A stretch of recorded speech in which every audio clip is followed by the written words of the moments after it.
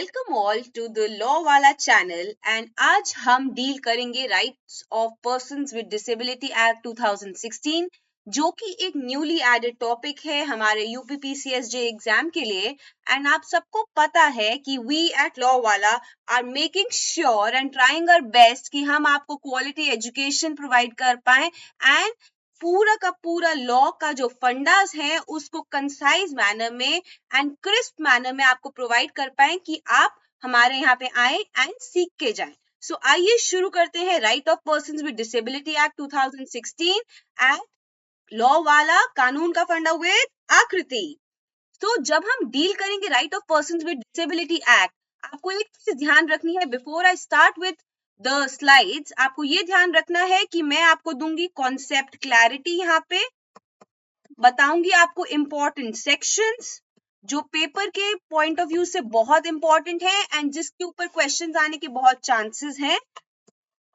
Case laws जो अभी थोड़े से कम है बिकॉज ये न्यूली एडेड टॉपिक है, बट जो भी रेलेवेंट केस लॉज है मैं आपको वो भी बताऊंगी। मैं आपको ऑल्सो प्रैक्टिस कराऊंगी क्वेश्चन पेपर, एमसीक्यूज आपको प्रैक्टिस कराऊंगी जिससे कि आप सीख पाएंगे एंड समझ पाएंगे कि जो भी हमने कॉन्सेप्ट पढ़ा है एंड जो भी चीज हमने पढ़ी है उसको पेपर में कैसे यूज किए, उसका एप्लीकेशन कैसे होना चाहिए। तो आपको क्या ध्यान रखने की जरूरत है जब हम right of persons with disability act 2016 पढ़ रहे हैं, तो आपके दिमाग में आएगा कि ये मैं क्यों पढ़ूं। जैसे कि मैं आपको हर लॉ में बताती हूँ कि आपको हमेशा जब आप कुछ भी नया करते हैं आपको दिमाग में आता है कि ये मैं क्यों करूं, what is the need of doing this. So you need to understand that United Nation Convention on Right of Person with Disability Act, इनका एक ऑब्जेक्ट था दैट जो डिसेबल्ड पर्संस हैं उनको रिस्पेक्ट दी जानी चाहिए, उनको भी रिकॉग्नाइज किया जाना चाहिए and they should be made a very well part of the society. जहां पे हमारी सोसाइटी में हम डिसेबल्ड लोगों को निग्लेक्ट कर देते हैं, we exclude them, we restrict them, we prohibited them. So similarly the United Nation convention on right of persons with disability का एक ऑब्जेक्टिव था which was that the disabled person should be given certain respect. This was the convention जिसके लिए India ने ratify किया on 1 अक्टूबर 2007। ये बनती है आपकी एक इंपॉर्टेंट डेट एंड इससे भी आता है आपका क्वेश्चन। सो आपको बहुत ध्यान रखना है कि इंडिया ने कब कन्वेंशन साइन किया। इंडिया ने कन्वेंशन साइन किया 1 अक्टूबर 2007 को। ये एक्ट इनैक्टमेंट कब हुआ 27 दिसंबर 2016 एंड इन्फोर्स कब किया गया, मोस्ट इंपॉर्टेंट पार्ट, इससे क्वेश्चन आने के चांसेस बहुत हैं। इन्फोर्स कब किया गया 19 April 2017। So these are the 3 dates जो आपको पेपर पॉइंट ऑफ व्यू से ध्यान रखनी है एंड एग्जाम में आने के बहुत चांसेस हैं। आपको एक चीज और ध्यान रखनी है कि क्या डिसेबिलिटी के लिए कोई एक्ट पहले नहीं थी, क्या ये एक्ट पहली बार आई है कि इसने किसी को रिप्लेस किया है। So you have to remember that there was already an existing act which was right of persons with disability act 1995 and this new act has replaced the old act. Already थी, then what was the need of replacing it when it was already there enforced. So you need to understand that जो पुराना act था which was very restrictive in nature, it was a restrictive act and जो नया act है उसने बहुत ही wide scope of act है। पुरानी एक्ट में 7 डिसेबिलिटीज थी जबकि अब नई एक्ट में 21 डिसेबिलिटीज हैं। This becomes another question for the PT.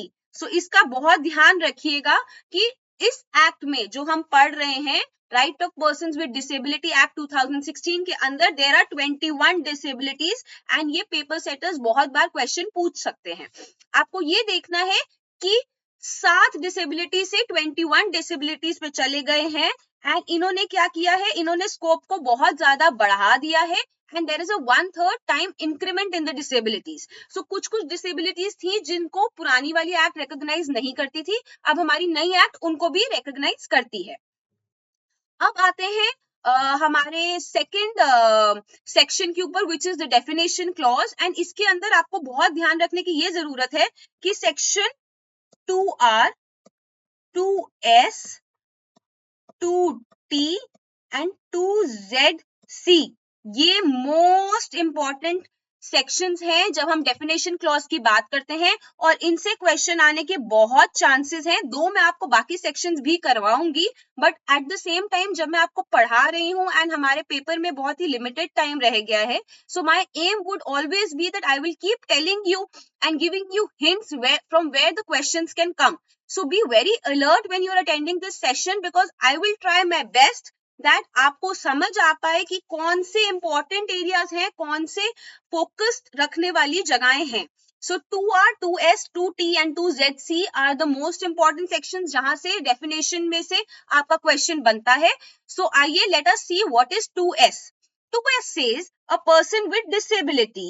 कौन होता है पर्सन विद डिसेबिलिटी? जो long term physical, mental, intellectual, secondary impairment से इफेक्टेड है. फिजिकल डिसेबिलिटी हो गई, किसी के पैर हाथ में प्रॉब्लम है. मेंटल डिसेबिलिटी हो गई, मेंटल अनसाउंडनेस वगैरह. इंटेलेक्चुअल डिसेबिलिटी क्या होती है? जिसको समझने में प्रॉब्लम है, जिसको समझने में प्रॉब्लम है. जैसे आप बोल सकते हैं डिसलेक्सिया. सबने दरशील सफारी देखा हुआ है, तारे जमीन पर मूवी सबने देखी है. उस बच्चे को क्या प्रॉब्लम होती है? उसको नंबर्स समझने में प्रॉब्लम होती है, कलर्स समझने में प्रॉब्लम होती है. Another form of disability is secondary impairment, जो आपके नर्वस सिस्टम को अटैक करती है, जैसे पार्किंसन. सो ऐसी कोई भी डिसेबिलिटी जो लॉन्ग टर्म से चल रही है, विच इन इंटरैक्शन विद बैरियर्स. जब आप बात करते हैं विच इन इंटरैक्शन विद बैरियर्स, तो आप करेंगे बैरियर्स का हमारा सेक्शन क्या होता है? Section 2C. अभी मैं आपको वो भी पढ़ाऊंगी. तो आपको क्या करके रखना है? आपको लिंकेजेस जरूर रखनी है. Interlinkages of the act and intra linkages with other laws. So इन दोनों चीजों का आपको बहुत ध्यान रखना है. सो जब हम बात कर रहे हैं person with disability, so person with disability कौन हुआ? जिसको लॉन्ग टर्म प्रॉब्लम है, फिजिकल, मेंटल, इंटेलेक्चुअल या सेकेंडरी इंपेयरमेंट. एंड ये जो चीज है with interaction with barriers hinders full and effective participation in the society. जो वो बंदा है वो सोसाइटी में पूरी तरीके से पार्टिसिपेट नहीं कर पा रहा है, इंटरैक्ट नहीं कर पा रहा है. अब आइए समझते हैं बैरियर्स क्या होते हैं, किस टाइप के बैरियर्स होते हैं. तो एक क्वेश्चन जो पीटी के पॉइंट से इंपॉर्टेंट है कि कितने टाइप के बैरियर्स हमारे इस एक्ट में डिफाइंड है. तो आपको देखने की जरूरत है कि 9 type of barriers are defined in this act. And आपको ये कौन से बैरियर्स हैं वो ये हैं: communication, political, cultural, social, economic, जैसे आपके फाइनेंशियल प्रॉब्लम, इन्वायरमेंटल, इंस्टीट्यूशनल, जैसे कॉलेजेस स्कूल्स में प्रॉब्लम, एटीट्यूडनल, लोगों के एटीट्यूड में प्रॉब्लम है, वो डिसेबल्ड लोगों को नीचे तरीके से देखते हैं, there is a problem in the attitude of people. And structural. So जब हम कम्युनिकेशन की बात करते हैं, लोग ढंग से बात नहीं करते डिसेबल्ड लोगों से. पॉलिटिकल अफेयर्स में उनको पोजीशन नहीं दी जाती. कल्चरली उनको इफेक्ट किया जाता है. सोशली उनको सोसाइटी के अंदर वो इंपॉर्टेंस नहीं दी जाती. एंड फाइनेंशियली उनको वीक समझा जाता है. सो जो ये सारे फैक्टर्स को ये बैरियर्स माना गया है. एंड ये क्या प्रोवाइड करते हैं? ये क्या करते हैं? ये करते हैं full and effect time participation में प्रॉब्लम क्रिएट करते हैं. It creates a hinders in the full and effective participation in the society. अब आते हैं हमारी एक और इंपॉर्टेंट डेफिनेशन जो है person with benchmark disability. This is the most important definition and इस पे से क्वेश्चन बहुत आने के चांसेस हैं. स्टूडेंट्स प्लीज बी अलर्ट, बहुत ध्यान से पढ़िएगा. पर्सन विद बेंचमार्क डिसेबिलिटी कौन होते हैं? जो क्राइटेरिया को फुलफिल करते हैं. कौन से क्राइटेरिया को? जिसमें आपको पढ़ना पड़ेगा स्पेसिफाइड डिसेबिलिटी क्या होता है. स्पेसिफाइड डिसेबिलिटी जब आप पढ़ेंगे तो आपको देखना पड़ेगा सेक्शन 2ZC और स्पेसिफाइड डिसेबिलिटी वो क्या बोलते हैं, कौन सी स्पेसिफाइड डिसेबिलिटीज हैं जो शेड्यूल में मेंशन है. अब हमारा जो ये वाला एक्ट है इसके अंदर एक ही शेड्यूल लिखा हुआ है, ठीक है. और इस शेड्यूल के अंदर पूरी जो डिसेबिलिटीज हैं उनको 6 कैटेगरी में डिवाइड किया गया है. तो आपको क्या देखना है, एक और क्वेश्चन जो पीटी के पॉइंट से आता है वो ये है कि कितनी कैटेगरीज में आपका शेड्यूल आपकी डिसेबिलिटीज को डिवाइड करता है. 6 कैटेगरीज. दो चीजों में कंफ्यूज नहीं होना है. टोटल नंबर ऑफ डिसेबिलिटीज है 21, और जो हमारा शेड्यूल है वो कितनी कैटेगरीज में डिवाइड करता है? 6. So basically the schedule categorizes 21 disabilities into 6 categories. Okay, so you need to understand that आपका शेड्यूल क्या कहता है. शेड्यूल बात करता है first type of disability which is your physical disability, जो हो सकती है locomotor, speech and language disability, visual impairment, hearing impairment. जब हम लोकोमोटर की बात करते हैं तो कैसी कैसी फॉर्म्स ऑफ डिसेबिलिटीज होती है? सेरिब्रल प्लासी या फिर लेप्रेसी, जैसे हमारी मूवी जीरो में शाहरुख खान को थी. Dwarfism, muscular dystrophy and acid attack. Acid attack एक न्यू एडिशन है और ये पेपर में आने के चांसेस हैं। सो जो भी आप एक चीज को ध्यान रखिएगा, जब हमारा निर्भया का केस हुआ था तो उसके बाद एसिड अटैक की चीजें बहुत सारी जगहों पे ऐड हुई हैं। जब आप आईपीसी की बात करते हैं तो आईपीसी में भी प्राइवेट डिफेंस के टॉपिक में एसिड अटैक को ऐड किया गया एंड सिमिलरली यहाँ पे भी एसिड अटैक को ऐड किया गया है। So acid attack is a new addition and बहुत टाइम जब ये न्यू एडिशंस होते हैं तो पेपर सेटर्स इन चीजों को क्वेश्चन में जरूर पूछते हैं। Another form of disability is intellectual disability. जैसे मैं आपको बोल रही हूँ तारे जमीन पर दरशील को थी, उसको क्या प्रॉब्लम थी? Difficulty in reading and writing, difficulty in numbers, difficulty in understanding the difference in colors. So all these forms are the intellectual disabilities. Autism is one type of intellectual disability. Another disability is mental behavior, जिसमें mood, perception, thinking change हो जाता है and पता ही नहीं चलता कि कब change हो रहा है. So you need to understand कौन सी टाइप की अभी हम 3 पढ़ चुके हैं, physical, intellectual, mental. My aim in this session would be कि मैं आपको ये sections ऐसे समझा के भेजूं इस सेशन के बाद कि आपके दिमाग में बैठ जाए और आपको दोबारा खोलना ना पड़े। तो साथ साथ रिवाइज करते चलेंगे एंड साथ साथ याद करते चलेंगे, ठीक है? सो मेंटल, फिजिकल, इंटेलेक्चुअल 3 हम कैटेगरीज पढ़ चुके हैं। आइए पढ़ते हैं चौथी कैटेगरी। चौथी कैटेगरी है disability due to chronic neurological conditions, जैसे जो इंसान स्लो प्रोसेसिंग हो जाता है, जैसे आपके पार्किंसन हो गया, ठीक है, या फिर कोई ब्लड डिसऑर्डर हो गया। पांचवी डिसेबिलिटी हो गई मल्टीपल डिसेबिलिटीज, जो हमने 1, 2, 3, 4 में बात की है, उनमें से कोई एक से ज्यादा डिसेबिलिटी हो गई तो मल्टीपल डिसेबिलिटी। या फिर 6th कैटेगरी इन्होंने शेड्यूल में रखी है, वो है central government by notification can add any other category. तो सेंट्रल गवर्नमेंट को ये पावर दी गई है कि अगर उनको कुछ लगता है तो they can add some new category also. So अब वापस आते हैं और हम देखते हैं कि हम पढ़ रहे the person with benchmark disability, उसमें हमने पढ़ा कि स्पेसिफाइड डिसेबिलिटी वाले लोग, स्पेसिफाइड डिसेबिलिटी को हमने कहा पढ़ा? शेड्यूल से लिंक करके। सो आप समझ रहे हो, आपने 2R को आपने रेड विद किया सेक्शन 2ZC और फिर रेड विद किया आपका शेड्यूल, समझ रहे हैं? तो ऐसे इंटरलिंकेजेस बना के चलनी है स्टूडेंट्स, सो दैट हमें याद रहता जाए एंड हम लोग का कोरिलेशन चलता जाए। हमने शेड्यूल पढ़ लिया, शेड्यूल के अंदर क्या हो रहा है, 6 कैटेगरीज के अंदर हम लोगों ने अपनी डिसेबिलिटीज को कैटेगराइज कर दिया। आते हैं और देखते हैं पर्सन विद बेंचमार्क डिसेबिलिटी, जो हम पढ़ना शुरू हुए थे, ठीक है? So person with benchmark disability is a person who at least has 40% of the specified disability। 40% बहुत इंपॉर्टेंट पॉइंट है एंड ये पीटी के लिए बहुत इंपॉर्टेंट क्वेश्चन बन जाता है, क्योंकि एग्जाम सेटर आपको ऑप्शन देता है 40, 50, 60, 70 कौन सी परसेंट, और बच्चे कंफ्यूज हो जाते हैं। So you need to be very alert जब आप बात कर रहे हो कि पर्सन विद बेंचमार्क डिसेबिलिटी कौन होता है, जिसको at least 40% of the specified disability है, या तो वो मेजरेबल है या तो वो मेजरेबल नहीं है। अगर तो वो मेजरेबल नहीं है तो ठीक है, बट अगर वो मेजरेबल है तो आपको क्या लेना पड़ेगा, you will have to take a certificate from the certifying authority which we will study in chapter 10। Okay, so person with benchmark disability is a person who has a disability at least 40% specified disability। Specified disability हमने अभी पढ़ा schedule, जिसके अंदर हमने 6 categories पढ़ी हैं आपकी disabilities की, ठीक है? अब आगे बढ़ते हैं और पढ़ते हैं section 2T, which is another important definition from the point of view of your examination। अब आप बात कर रहे हैं person with disability having high support needs, तो आपको पढ़ना पड़ेगा कि कौन सी होती है high support needs. High support needs आपका दिया हुआ है सेक्शन 2L में, ठीक है? तो 2 सब क्लॉज L कहता है हाई सपोर्ट क्या होता है, जहां पे इंटेंसिव सपोर्ट चाहिए, किस किस टाइप का, फिजिकल, साइकोलॉजिकल या अदरवाइज, और वो किसको चाहिए, required with the reason of benchmark disability, जिनको अपनी डे टू डे एक्टिविटीज को परफॉर्म करने में प्रॉब्लम होती है, ये होता है हमारा हाई सपोर्ट नीड। तो जो डिसेबल बंदा है with having high support needs, वो क्या कर नहीं सकते, वो अपनी डे टू डे नीड्स को पूरा नहीं कर सकते, इसलिए उनको हाई सपोर्ट नीड्स चाहिए। हाई सपोर्ट नीड्स हमारा दिया हुआ है सेक्शन 2 सब क्लॉज 11 में। और इनको क्या पढ़ना पड़ेगा, इनको जाना पड़ेगा सेक्शन 58 सब क्लॉज 2A के पास, अथॉरिटी के पास, और उनको सर्टिफिकेशन लेना पड़ेगा कि हम है पर्सन विद डिसेबिलिटी और हमें चाहिए हाई सपोर्ट नीड्स, इसलिए आप हमें दीजिए सर्टिफिकेट जो अथॉरिटी देगी under section 58 sub clause 2A। ठीक है, तो ऐसे लोगों को हाई सपोर्ट नीड्स प्रोवाइड की जाएंगी after they obtain a certificate from the authority.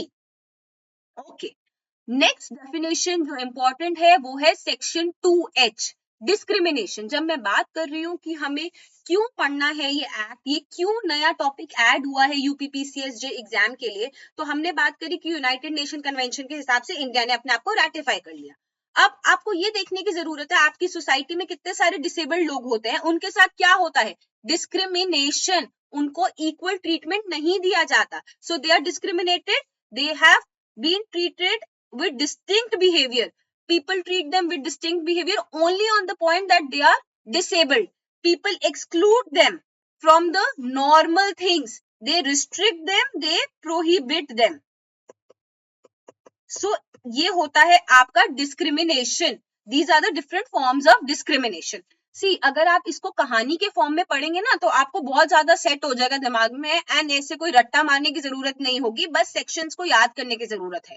ठीक है, सो समझते चलिए कि आपके सामने कोई डिसेबल्ड बंदा है एंड उसके साथ क्या क्या प्रॉब्लम्स होती हैं, कैसे कैसे लोग उसको डिस्क्रिमिनेट करते हैं, उसको डिस्टिंक्ट बिहेवियर करते हैं, उसको रिस्ट्रिक्ट करते हैं, उसको एक्सक्लूड करते हैं, प्रोहिबिट करते हैं। ठीक है, नेक्स्ट आती है हमारी डेफिनेशन सेक्शन 2D जो कहता है केयर गिवर कौन है। केयर गिवर होता है कोई भी पेरेंट या फैमिली मेंबर जो विद और विदाउट पेमेंट एक डिसेबल्ड को प्रोवाइड करता है care, support and assistance. Care, support या फिर असिस्टेंस जो भी फैमिली मेंबर या पेरेंट प्रोवाइड करता है किसी भी डिसेबल्ड को विद और without payment is the care giver. Okay, now what is the definition of inclusive. Inclusive को भी इन्होंने डिफाइन किया है इस एक्ट के अंदर। स्टूडेंट्स बहुत ध्यान रखिएगा, सेक्शन 2 सब क्लॉज M बोलता है इंक्लूसिव कौन होता है, स्टूडेंट विद डिसेबिलिटी और स्टूडेंट विदाउट डिसेबिलिटी, जो हो गए हमारे PWD person with disability and हमारे नॉर्मल स्टूडेंट्स।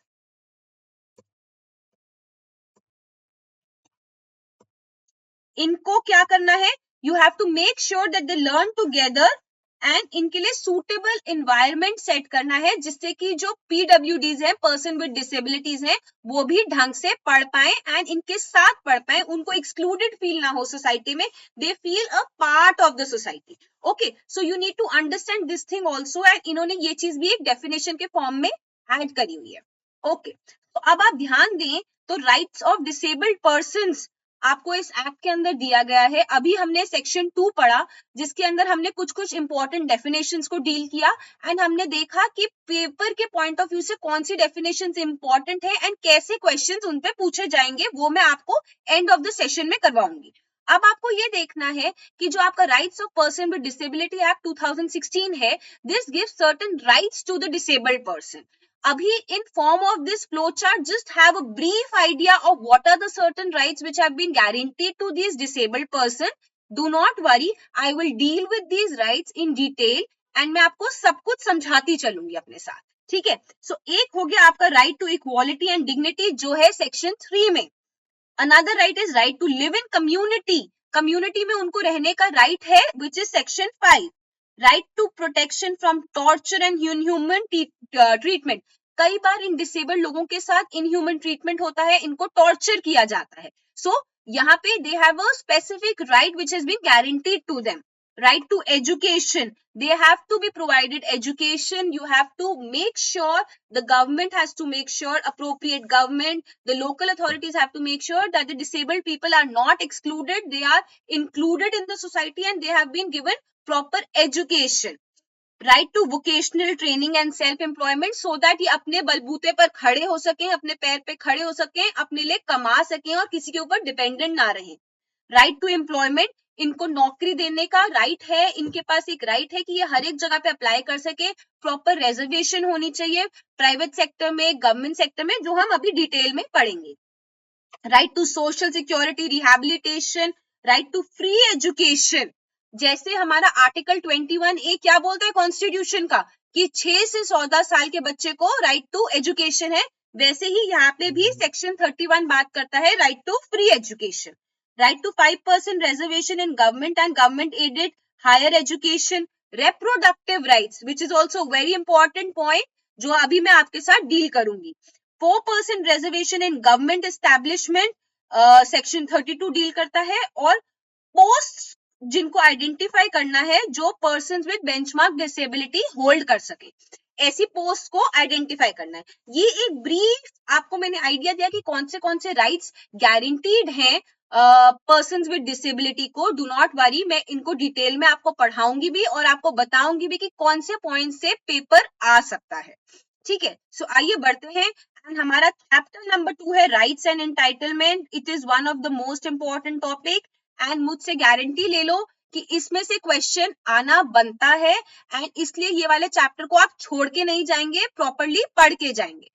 ऑल्सो ध्यान रखिएगा which chapter talks about rights to person with disability, chapter number 2, इसको भी याद रखना बहुत जरूरी है कि कौन सा चैप्टर बात करता है। ठीक है, तो आइए पढ़ते हैं सेक्शन 3 क्या कहता है। सेक्शन 3 बात करता है इक्वालिटी एंड नॉन डिस्क्रिमिनेशन, कि सोसाइटी में इक्वालिटी होनी चाहिए, डिस्क्रिमिनेशन नहीं होना चाहिए। किन के साथ डिस्क्रिमिनेशन नहीं होना चाहिए? Persons with disability.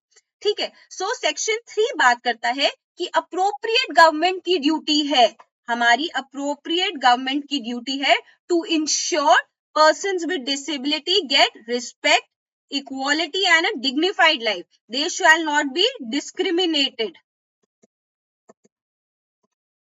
because of their disability. Okay, so appropriate government needs to ensure that. Another important thing is that no person with disability shall be discriminated. So यहाँ पे mandatory, मैंने आपको बताया था शैल और मे के ऊपर बहुत ध्यान रखना होता है स्टूडेंट्स, तो मैंडेटरी प्रोविजन है अप्रोप्रिएट गवर्नमेंट के पास कि वो इंश्योर करे कि कोई भी डिसेबल्ड बंदे को डिस्क्रिमिनेट नहीं किया जाना चाहिए। Section 3 talks about equality and non discrimination. यहां से क्वेश्चन बनना बहुत चांसेस है, so be very alert and be very attentive when you are doing this session. Another important section is section 4। आपको इसमें ध्यान देने की जरूरत है। This talks about women and children. Section 3 की हम बात कर रहे थे इक्वालिटी एंड नॉन डिस्क्रिमिनेशन, ये एक जनरल सेक्शन है, whereas section 4 talks about women and children, specific section है। तो अगर पेपर में आया कि women and children with disabilities की अगर हम बात करते हैं कि उनको इक्वल ट्रीटमेंट मिलना है, तो आपका क्वेश्चन आप मार्क करोगे सेक्शन 4। बट अगर बात आया कि इक्वालिटी एंड नॉन डिस्क्रिमिनेशन कहाँ पे बात करता है, वहां आप मार्क करोगे सेक्शन 3। सो जहां स्पेसिफिकली विमेन एंड चिल्ड्रन की बात हो रही है, वहां पे सेक्शन 4 बन जाता है हमारा इंपॉर्टेंट सेक्शन। सेक्शन 4 कहता है women and children with disabilities, appropriate government या फिर local authorities shall ensure that they get equal treatment. Okay, so again equality की बात कर रहा है, बट ध्यान देने की ये जरूरत है कि सब क्लॉज 2 बात कर रहा है only for children, sub clause 1 बात कर रहा है विमेन एंड चिल्ड्रन। सो ये थोड़ी सी ध्यान देने की चीजें हैं कि विमेन एंड चिल्ड्रन की बात हो रही है सब क्लॉज 1 में, और सिर्फ चिल्ड्रन की बात हो रही है सब क्लॉज 2 में। और सब क्लॉज 2 क्या कहता है? Children with disability on equal basis to freely express their views on matters affecting them. तो कोई भी ऐसा मैटर है जहां पे कोई भी बच्चा है जो डिसेबल्ड है, उसका जो राइट इफेक्ट हो रहा है, या कोई भी ऐसा मैटर है जो उनको इफेक्ट कर रहा है, they have the right to freely express. तो कभी कभी क्वेश्चन में वो बोलते हैं कि चिल्ड्रन विद डिसेबिलिटी को फ्री एक्सप्रेशन का राइट कहां दिया हुआ है, तो इसमें सेक्शन 4 नहीं आएगा, सेक्शन 4 सब क्लॉज 2 आएगा। सो बी अलर्ट, और जब आप क्वेश्चन पेपर अटेम्प्ट करें तो पेशेंस रखें एंड 2 बार पढ़ें क्वेश्चन को अटेम्प्ट करने से पहले। इंपल्सिव मत होइएगा, ओवर एक्साइटेड मत होइएगा जब आप पेपर अटेम्प्ट कर रहे हो। ठीक है, अनदर सेक्शन जो हम बात करते हैं, जो एक राइट है, वो है कम्युनिटी लाइफ। हर एक डिसेबल्ड को एक राइट है कि वो कम्युनिटी में रह सके, और हमारी अप्रोप्रिएट गवर्नमेंट को इंश्योर करना है that all the persons with disability have the right to live in community of which they want. Okay, so basically this is another important question जो पूछा जाता है आपके पेपर में। अब मैं हर एक सेक्शन पे अभी इंपॉर्टेंट लिख रही हूँ, आप सोच रहे हो कि मैम तो सब सेक्शंस को इंपॉर्टेंट बोल रही है। तो बच्चों एक चीज का ध्यान रखना, मैंने आपको स्टार्टिंग में बोला था राइट्स एंड एंटाइटलमेंट वाला चैप्टर खुद से ही बहुत इंपॉर्टेंट है। इसमें जितने भी राइट्स दिए हुए हैं पर्सन विद डिसेबिलिटी को, इनमें से किसी पे भी क्वेश्चन आ सकता है, तो ये पूरा चैप्टर बहुत अच्छे से थॉरली पढ़ के जाना है, इसमें से कुछ भी छोड़ना नहीं है, स्कोप नहीं है छोड़ने का। ठीक है, तो सेक्शन 6 बात करता है protection from cruelty and inhuman treatment. जब हम बात करते हैं क्रुएलिटी एंड इनह्यूमन ट्रीटमेंट, तो you must have observe that a lot of times a lot of persons with disability have been treated with cruelty, with inhuman behavior, and they are tortured, उनको degrading treatment दिया जाता है। ठीक है, लोग उनको equal नहीं मानते हैं सोसाइटी में, एंड इसलिए हमारी गवर्नमेंट को क्या दिया गया है, गवर्नमेंट को इंश्योर करना है that all the persons with disability are protected from what? Degrading treatment, torture, cruelty and inhuman treatment. Okay. Also, जो हमारे persons with disability हैं, उनके ऊपर कोई भी रिसर्च नहीं करी जाएगी until and unless they give consent, and एक कमिटी फॉर्म होगी जो कमिटी उनको बताएगी कि आपके ऊपर इस चीज पे रिसर्च हो रही है, एंड इस कमिटी के हाफ मेंबर्स क्या होने चाहिए, खुद होने चाहिए पर्सन्स विद डिसेबिलिटी, जो रिप्रेजेंट कर सके अपने कंसर्न्स को। सो आपको बहुत ध्यान रखना है, just because a person is a disabled person, आप उसके ऊपर कोई भी रिसर्च नहीं कर सकते हो until unless you take consent from that person। तो ये वाला पॉइंट भी कई बार पेपर में पूछा जाता है। अब पढ़ते हैं section 7, protection from abuse, violence and exploitation. Section 6 में बात करी थी क्रुएलिटी एंड इनह्यूमन ट्रीटमेंट की, तो कंफ्यूज मत होइएगा, जब क्रुएलिटी एंड इनह्यूमन ट्रीटमेंट की बात हो रही है तो सेक्शन 6 लगेगा, और जब बात हो रही है अब्यूज, वायलेंस या एक्सप्लॉयटेशन की तो लगेगा सेक्शन 7।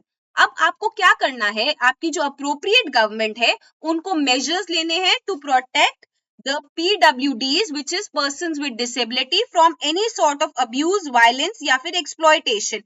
कई बार ऐसा होता है कि जो persons with disabilities होते हैं उनको abuse किया जाता है, sexually abuse किया जाता है, morally abuse किया जाता है, physically abuse किया जाता है, उनके साथ violence होता है, they are exploited। So if any of these things appear, it has to be immediately reported, immediately action needs to be taken, and awareness is very important. What is lacking in our society with respect to persons with disability is the awareness. So awareness is very important, and इन चीजों की awareness लेके आए and rehabilitate करें and protect करें ऐसे किसी भी इंसान को जिनके साथ अब्यूज हुआ है, वायलेंस हुआ है या फिर एक्सप्लॉयटेशन हुआ है। So this is also one of the section which becomes very important from the point of view of exams.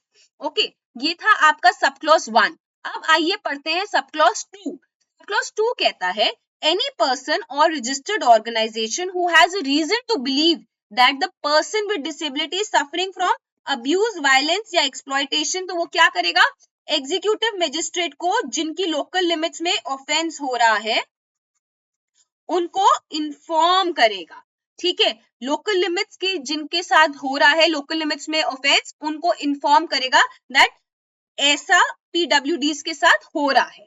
Next, executive magistrate क्या करेगा, executive magistrate on receipt of information about any of that offence which is happening in sub clause 2 will take immediate action to stop the occurrence, prevent the occurrence, rescue the victim, authorize the police to make action, या फिर कोई maintenance provide करनी है, protective custody provide करनी है, या rehabilitation provide करना है। अब आपको लग रहा होगा कि इतना सब कुछ मैं कैसे याद करूं, राइट? सो इस चीज को एक दिमाग में सोचिए कि अगर आप एग्जीक्यूटिव मजिस्ट्रेट होंगे और आपको पता चलता है कि किसी पीडब्ल्यूडी के साथ अब्यूज हो रहा है, वायलेंस हो रहा है या एक्सप्लॉयटेशन हो रहा है, तो सबसे पहले आप क्या करेंगे, आप स्टॉप करेंगे उस अकरेंस को जो हो रहा है, आगे से आप प्रिवेंट करेंगे कि ऐसा ना हो पाए, जो विक्टिम है या जो अग्रीव्ड है आप उसको रेस्क्यू करेंगे, आप पुलिस को बोलेंगे कि एक्शन लो, आप जो अग्रीव्ड है उसको प्रोटेक्टिव कस्टडी प्रोवाइड करेंगे, या फिर अगर जरूरत है तो उसको रिहेबिलिटेट कराएंगे एंड मेंटेनेंस प्रोवाइड करेंगे। So again I am telling you, जब हम अपनी अप्रोच रट्टाफिकेशन की रखते हैं तो बहुत डिफिकल्ट होता है इतने सारे पॉइंट्स को रट्टा मारना। अपनी अप्रोच रखिए कि अगर आप वो एग्जीक्यूटिव मजिस्ट्रेट हैं और ऐसी पोजीशन में आप हैं तो आप क्या करेंगे। आप उसको स्टोरी फॉर्म में याद रखेंगे तो आपको वो याद करना भी आसान होगा और एप्लीकेशन ऑफ माइंड भी बढ़ता जाएगा। ठीक है, अब आते हैं सब क्लॉज 4 पे। अगर पुलिस को ऐसी इंफॉर्मेशन मिलती है कि कोई भी अब्यूज, वायलेंस या एक्सप्लॉयटेशन हो रहा है किसी भी पीडब्ल्यूडी के साथ थ्रू कंप्लेंट या फिर अदरवाइज, तो वो क्या करेंगे, वो इन्फॉर्म करेंगे अग्रीव्ड को। अग्रीव्ड कौन हुआ, हमारा पीडब्ल्यूडी। ओके, वो इन्फॉर्म करेंगे अग्रीव्ड को कि आपके पास एक राइट है कि आप कंप्लेंट फाइल कर सकते हैं, या फिर आप एग्जीक्यूटिव मजिस्ट्रेट के पास जा सकते हैं, या फिर आपको फ्री लीगल एड मिल सकता है, या फिर there are different organizations or there are different institutions who are working for rehabilitation of PWDs. The police officer will inform the PWDs about such institutions and organizations who are working for them so that they can be protected, their rights can be protected and they can be made aware of different things. Okay, so अब आते हैं आपके clause 5 पे। Sub clause 5 एक बहुत important clause है जब हम बात करते हैं, क्योंकि इसमें ये बात हो रही है कि अब आपका एग्जीक्यूटिव मजिस्ट्रेट है, जब उसको पता चलता है कि कोई ऑफेंस हुआ है तो, और उसको ये पता चलता है कि ये जो ऑफेंस है ये किसी और लॉ के अंदर भी ऑफेंस है या फिर आईपीसी के अंदर ऑफेंस है, तो वो क्या करेगा, वो इस कंप्लेंट को फॉरवर्ड कर देगा जुडिशियल मजिस्ट्रेट के पास या फिर मेट्रोपॉलिटन मजिस्ट्रेट के पास। ठीक है, सो आपका सेक्शन 7 जब हम बात करते हैं, जो बात करता है अब्यूज, वायलेंस एंड एक्सप्लॉयटेशन की, ये पूरा सेक्शन बहुत इंपॉर्टेंट बनता है एंड कई बार इस सेक्शन से क्वेश्चंस पूछे जाने की चांसेस बहुत हाई होते हैं। इस सेक्शन को बहुत ध्यान से पढ़िएगा। ओके, आते हैं नेक्स्ट राइट के ऊपर, which is section 8, protection and safety. हर एक person with disability has the equal right of natural disaster, risk, armed conflict या फिर ह्यूमैनिटेरियन इमरजेंसी। ऐसी सिचुएशंस में हमारी गवर्नमेंट की क्या होती है, रिस्पॉन्सिबिलिटी होती है अपने सिटीजन्स को प्रोटेक्ट करने की। सो a person with disability will stand on the same footing, will stand on the equal footing, and the government, the appropriate government, the local authorities will have to protect the persons with disability in case of natural disasters, risk, armed conflicts, humanitarian emergency, जैसे आपका कोई genocide हो गया, wraps हो रहे हैं, war हो गया, कुछ भी ऐसा हो गया। और जो हमारी नेशनल डिजास्टर मैनेजमेंट अथॉरिटी है, state disaster management authority, sorry magistrate authority है, इनको भी क्या करना पड़ेगा, इनको भी सारे पीडब्ल्यूडीज को इंक्लूड करके चलना है, एक्सक्लूड नहीं करना, इनको इंक्लूड करके चलना है and what they have to ensure that they are treated at par with other citizens. Okay, next is section 9 which talks about home and family. Section 9 home and family जब हम बात करते हैं तो हर एक बच्चे के पास it is a right given to a child that every child has a right to stay with his parents. आप एक बच्चे को सेपरेट नहीं करोगे उसकी फैमिली से just on the ground that वो child is born with a disability और child is with some disability. So the child should not be separated from the parents on the ground of disability. इसकी एक exception है, exception ये है कि अगर competent court को ऐसा लगता है that it is in the interest of the child, या फिर जो पेरेंट्स हैं वो कॉम्पिटेंट नहीं है, या फिर जो पेरेंट्स हैं वो अनेबल है to take care of the child, then the competent court with the order of the court in interest of the child will place the child with near relative or community. उसके रिश्तेदार के साथ, कोई भी community के साथ, कोई भी रिहेबिलिटेशन सेंटर के साथ उसको प्लेस कर देगा अगर उनको लगता है कोर्ट को कि ये बच्चे के लिए बेनिफिशियल है। ये एक इंपॉर्टेंट सेक्शन है। एक्चुअली पूरा राइट्स एंड एंटाइटलमेंट चैप्टर ही अपने आप में बहुत इंपॉर्टेंट है, तो इस चैप्टर को बहुत अच्छे से पढ़ते जाइए। ठीक है, section 10 reproductive rights. Just because a person is born with some disability or a person has developed some disability does not mean that that person does not have the reproductive rights. Every citizen has reproductive rights and हम किसकी duty बनती है, appropriate government की duty बनती है to ensure that the that the PWDs have access to court tribunals regarding their reproductive and family planning. इनके पास पूरे rights होने चाहिए and किसी भी person with disability को infertility process से नहीं गुजारा जाएगा जब तक उसका खुद का कंसेंट नहीं है. आप फोर्सफुली उसकी नसबंदी नहीं करा सकते हैं.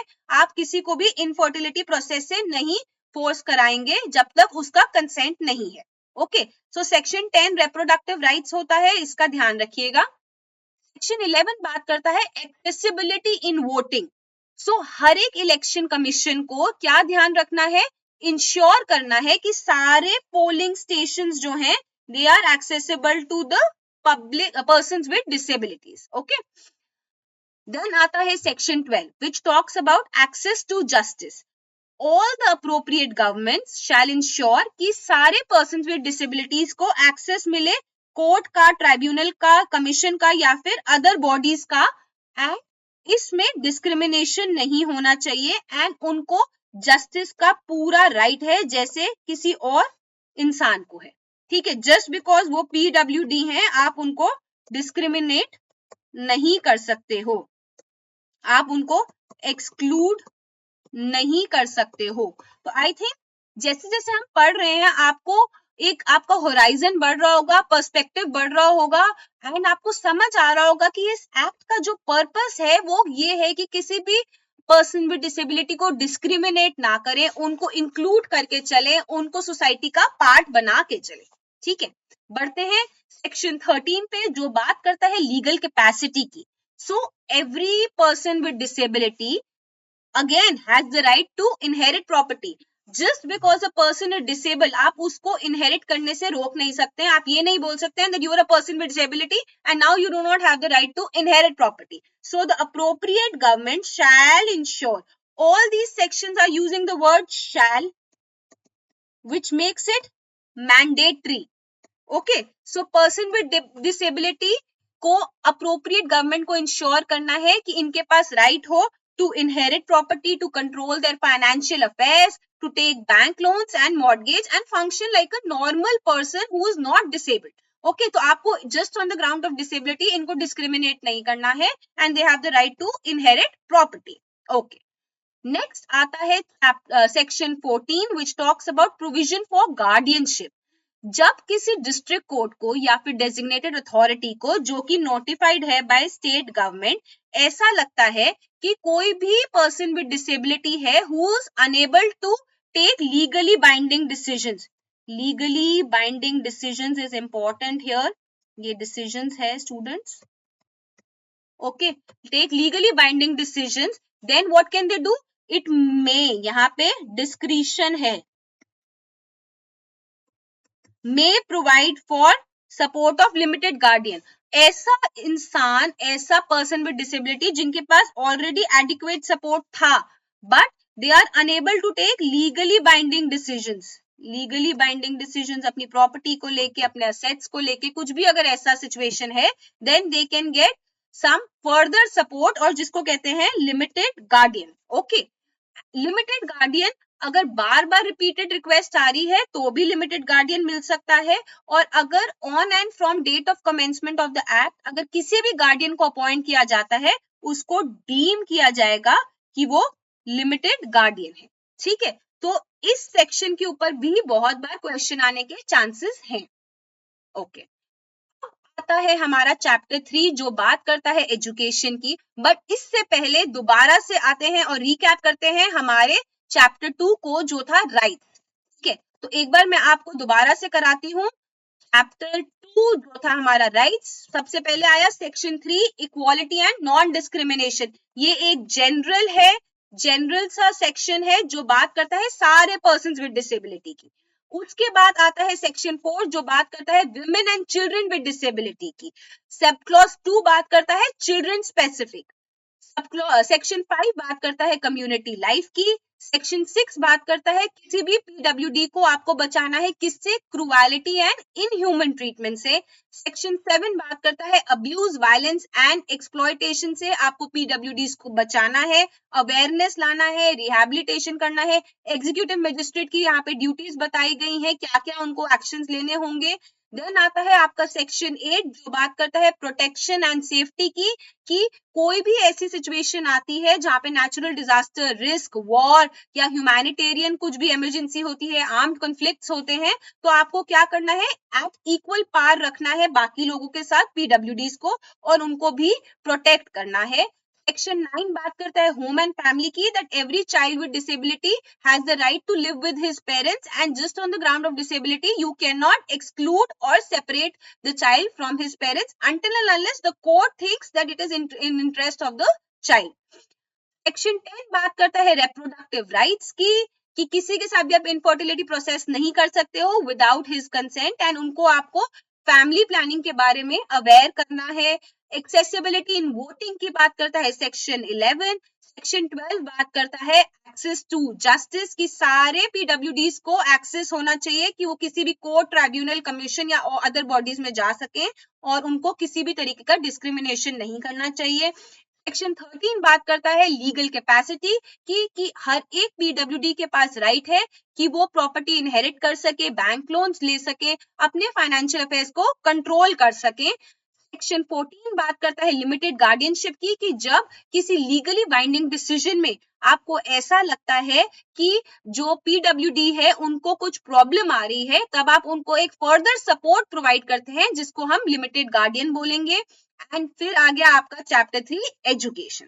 ठीक है, तो अब जब चैप्टर 3 एजुकेशन की बात करते हैं तो आपको क्या ध्यान रखने की जरूरत है कि सेक्शन 16 बात करता है duty of educational institution towards PwDs. ठीक है, तो हर एक एजुकेशनल इंस्टीट्यूशन की कुछ कुछ ड्यूटीज हैं towards the persons with disabilities.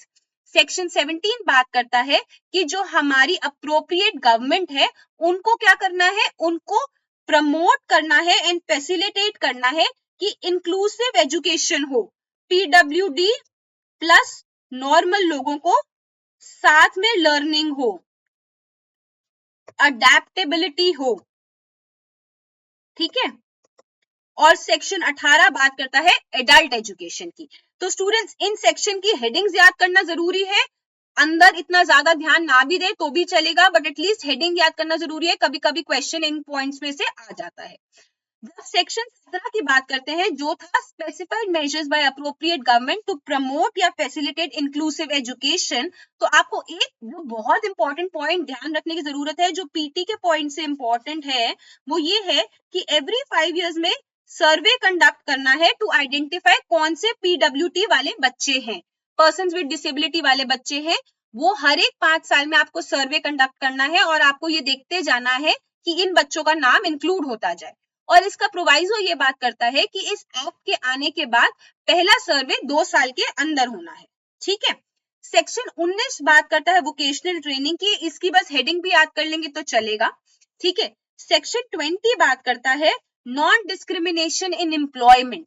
अब जब आप एम्प्लॉय हो गए हो, आप किसी भी ऑर्गेनाइजेशन के एम्प्लॉय हो, तो उस ऑर्गेनाइजेशन को डिस्क्रिमिनेशन नहीं करना है on the basis of employment, and आपको प्रमोशन डिनाई नहीं करनी है ऑन द बेसिस कि आप एक पीडब्ल्यूडी हैं। ठीक है, पर्सन विद डिसेबिलिटी को आप प्रमोशन डिनाई नहीं कर सकते just merely because that person is disabled. Okay, now let us come to section 21 which talks about equal opportunity policy, which again is a very important section from the point of view of your paper. I am today in this session dealing with most important sections for you, and जो थोड़े से unimportant sections हैं उनके बारे में मैं कम बात करूंगी, बट जो ज्यादा इंपॉर्टेंट पॉइंट्स हैं जहां से क्वेश्चन आ सकता है और आपके पीटी में नंबर बढ़ सकते हैं, मेरा फोकस रहेगा that I will discuss those topics more. Okay, so equal opportunity policy ये बात करती है कि आपकी प्राइवेट गवर्नमेंट कोई भी ऑर्गेनाइजेशन हो, कोई भी एस्टैब्लिशमेंट हो, they will make a equal opportunity policy and they will get it registered and then give a copy to the chief commissioner या फिर स्टेट कमिश्नर को वो कॉपी देंगे। So equal opportunity policy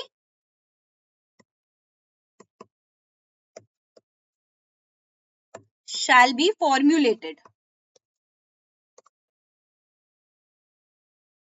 to ensure equality for PWDs। Okay, ठीक है।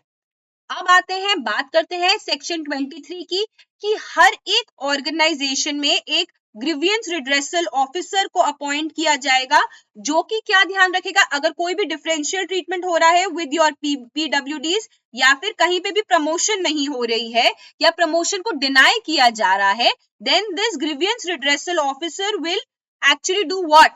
A complaint will be made to him and he will do the inquiry within 2 weeks. So you need to remember 2 weeks. This is important. कभी कभी question paper में ऐसा पूछा जाता है कि ग्रीवियंस रिड्रेसल ऑफिसर को इंक्वायरी कितने दिनों में करनी होती है, तो आपका आंसर होगा 2 weeks। तो प्लीज इस चीज के ऊपर ध्यान रखिएगा कि उस ग्रीवियंस रिड्रेसल ऑफिसर को इंक्वायरी करनी है with in 2 weeks, and if the aggrieved is not satisfied with the order passed by the grievance redressal officer, that person can file a complaint before the district level community. Okay, if you are not satisfied with the order. Okay, now you have to deal with chapter 6, जो बात करता है special provisions with benchmark disability वाले लोगों के बारे में।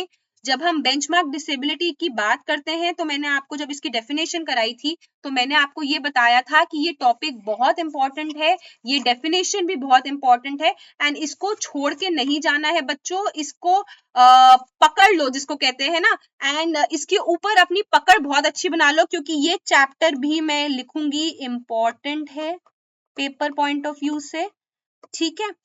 And आपको क्या देखना है, सेक्शन 31 बात करता है free education for children. Okay, free education for children, तो जब हम यहाँ की बात कर रहे हैं, तो ये बात कर रहा है स्कूल्स के बारे में, कि स्कूल्स में बेंचमार्क डिसेबिलिटी वाले बच्चों के लिए फ्री एजुकेशन होनी चाहिए 6 to 18 years। You have to read this with article 21A of the constitution of India which deals with 6 to 14 years। But यहाँ पे बेंचमार्क डिसेबिलिटी वाले बच्चों को क्या दिया जा रहा है, 6 to 18 years स्कूल की फ्री एजुकेशन की आपको फैसिलिटी प्रोवाइड होगी। कहाँ पे, नेबरहुड स्कूल में, या फिर स्पेशल स्कूल जो होते हैं स्पेशल नीड्स वाले बच्चों के लिए। ओके, सो क्या क्वेश्चन आ जाता है, 6 to 18 years, ये आपके पीटी में क्वेश्चन आता है, और आप कंफ्यूज क्यों हो जाते हो, क्योंकि हमने कॉन्स्टिट्यूशन पढ़ा होता है, और कॉन्स्टिट्यूशन में बात होती है 6 से 14 साल की, तो जब वहां पे 6 से 14 साल की बात होती है और यहाँ पे बात होती है 6 से 18 साल की, so be very alert and be attentive कि यहाँ पे आपको 6 to 18 years वाला ऑप्शन मार्क करके आना है। ओके, नेक्स्ट आते हैं सेक्शन 32 पे, जो बात करता है reservation in higher educational institution. जब हम हायर एजुकेशनल इंस्टीट्यूशन की बात हो गई, तो ऑब्वियसली आपका आ गया कॉलेजेस की बात हो रही है, पीएचडी स्टूडेंट्स की बात हो रही है। सो एनी सच कॉलेज और PhD institutes or institutions who are receiving aids from the government shall reserve 5% seats for the benchmark disability। ऐसे बच्चों के लिए 5% सीट रिजर्व करना जरूरी है, it is mandatory, again it is a shall, and this also becomes your question for the PT कि कितनी percent reservation है, 5% रिजर्वेशन है। Also the benefit they get is upper age limit का 5 years का benefit मिलता है। जैसे for example, अगर आप मान के चलो कि किसी जगह पे किसी इंस्टीट्यूट में अगर एज लिमिट है 30, तो पर्सन विद बेंचमार्क डिसेबिलिटी को अपर एज लिमिट मिल गई और 5 years का रिलैक्सेशन हो गया, तो उनके लिए वो एज हो गई 35 years। ठीक है, सो 2 पॉइंट्स याद रखने हैं, एक 5% का रिजर्वेशन इन सीट्स, और दूसरा 5 years की ही अपर एज रिलैक्सेशन मिलती है। ठीक है, ये दो चीजों का बहुत ध्यान रखना है। नेक्स्ट आता है हमारा सेक्शन 33, जो बात करता है identification of post for reservation. हमारी अप्रोप्रिएट गवर्नमेंट को क्या करना है, इंश्योर करना है it shall identify post for benchmark disability. उसके बाद उनको क्या करना है, एक्सपर्ट कमिटी को कॉन्स्टिट्यूट करना है और पीरियोडिक रिव्यू करना है, ठीक है। तो appropriate government shall identify post for benchmark disability, expert committee to be constituted and there should be a periodic review of that, okay. This also becomes an important section from the point of view of your examination. Next आता है आपका section 34 जो बात करता है reservation की। Appropriate government shell appoint in every government establishment 4% reservation of benchmark disability. इस 4% reservation में से 1% होगी each किसके लिए, blindness, low vision, deaf, locomotor disability, और 1% होगी multiple disability या autism, intellectual disability. Students क्या ध्यान रखना है, हमें ध्यान रखना है जब हम बात कर रहे थे हायर एजुकेशनल इंस्टीट्यूशंस कॉलेज की, यहाँ पे था 5% सीट्स शुड बी रिजर्व, और यहाँ पे हम बात कर रहे हैं गवर्नमेंट एस्टैब्लिशमेंट्स की, तो यहाँ पे 4% रिजर्वेशन है।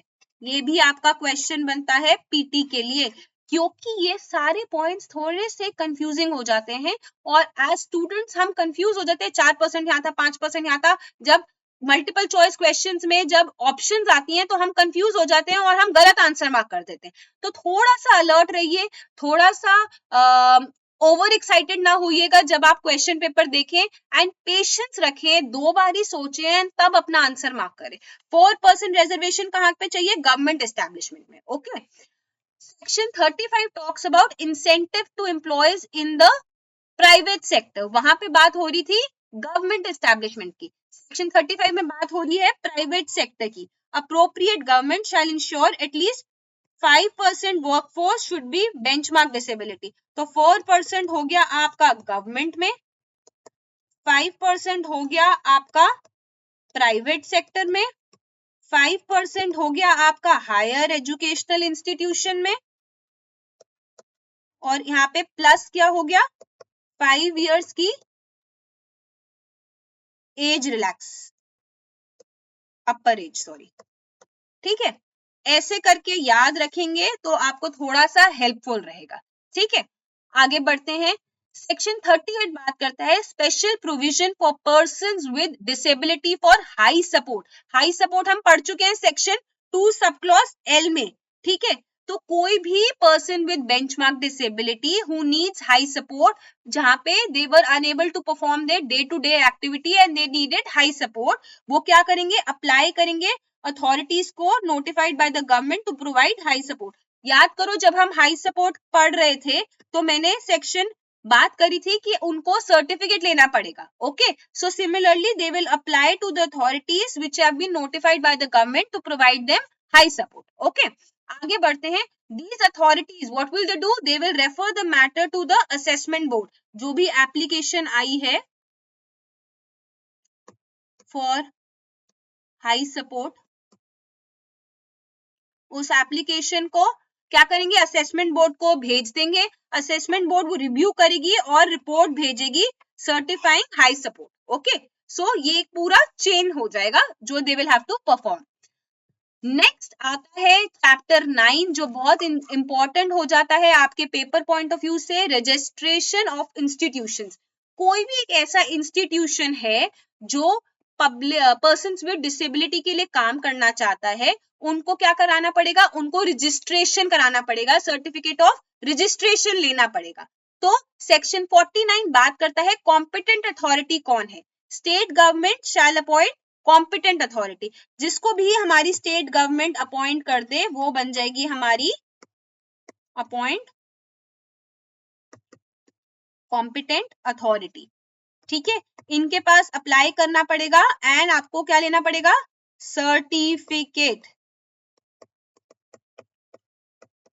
For registration. Only then as an institution you can work for persons with disability. Section 50 बात करता है रजिस्ट्रेशन, जो मैं आपको भी बता रही थी। No person can make any institution for PwDs, exception क्या है, they have to do after obtaining a certificate of registration. That's what I just told you that 49 बात करता है कॉम्पिटेंट अथॉरिटी कौन होगी, जो स्टेट गवर्नमेंट बोलेगी वो कॉम्पिटेंट अथॉरिटी हो जाएगी। और सेक्शन 50 बात करता है कि आपको रजिस्ट्रेशन लेना पड़ेगा एंड तभी आप एक इंस्टीट्यूशन रन कर सकते हो for persons with disability, okay. Section 51 बात करता है कि आप कैसे एप्लीकेशन बनाएंगे and grant of certificate for registration. आप कॉम्पिटेंट अथॉरिटी के पास अप्लाई करेंगे for certificate of registration to the competent authority. किस फॉर्म में अप्लाई करेंगे? जैसा हमारी स्टेट गवर्नमेंट प्रिस्क्राइब करेगी उस फॉर्म और मैनर में आप कॉम्पिटेंट अथॉरिटी के पास अप्लाई करेंगे जी कि प्लीज मैं हूं एक इंस्टीट्यूशन जो पर्सन विद डिसेबिलिटी के लिए काम करना चाह रहा है एंड आप मुझे दे दीजिए सर्टिफिकेट ऑफ रजिस्ट्रेशन। ओके, उसके बाद क्या होगा? जब एप्लीकेशन आएगी तो कॉम्पिटेंट अथॉरिटी क्या करेगी? इंक्वायरी करेगी। Shall make inquiry. कितने दिनों में करेगी? 90 डेज। स्टूडेंट्स, ये एक बहुत इंपॉर्टेंट क्वेश्चन बनता है पीटी के लिए कि जो कॉम्पिटेंट अथॉरिटी है सर्टिफिकेट ऑफ रजिस्ट्रेशन देने से पहले कितने दिनों के लिए इंक्वायरी करेगी? 90 डेज के लिए इंक्वायरी करेगी। अब वो इंक्वायरी करने के बाद दो चीजें कर सकती है, या तो वो अलाउ कर देगी और सर्टिफिकेट ऑफ रजिस्ट्रेशन को इशू कर देगी, या फिर वो क्या करेगी? डिसअलाउ कर देगी। वो बोलेगी कि there is some reason because of a speaking order they will pass and they will say that because of this reason we are not granting you certificate of registration and आप ये PWDs के लिए काम नहीं कर सकते हो। अगर आप इस disallow की उस decision से आप satisfied नहीं हैं then you have a provision to appeal under section 53 against the decision। आप कहाँ पे अप्लाई करेंगे? appellate authority के पास आप अपील कर सकते हैं। ठीक है, अब एक चीज हो गई कि आपने अप्लाई किया grant of certificate of registration के लिए और आपको अलाउ कर दिया या फिर डिसअलाउ कर दिया। दूसरी चीज हो गई रेवोकेशन ऑफ रजिस्ट्रेशन। कोई भी टाइम जब आप अप्लाई कर रहे थे for certificate of registration, at that point of time you made certain statements which were false, you made certain undertakings which was false and which was not true, या फिर आपने कोई फ्रॉड कमिट किया, forge document लगाया। So ऐसे cases में क्या होगा? आपका जो सर्टिफिकेट ऑफ रजिस्ट्रेशन है कॉम्पिटेंट अथॉरिटी उसको रिवोक कर लेगी। कॉम्पिटेंट अथॉरिटी उसको रिवोक कर लेगी और जिस दिन से वो रिवोक होगा आपका जो इंस्टीट्यूशन है that will cease to function, वो फंक्शन नहीं कर पाएगा।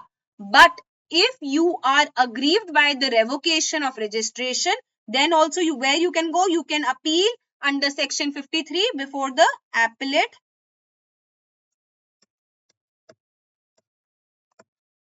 authority। आप appellate authority के पास जा सकते हैं, अपील कर सकते हैं एंड बोल सकते हैं कि क्यों ये डिसीजन गलत है और क्यों आपका सर्टिफिकेट ऑफ रजिस्ट्रेशन को रिवोक नहीं किया जाना चाहिए।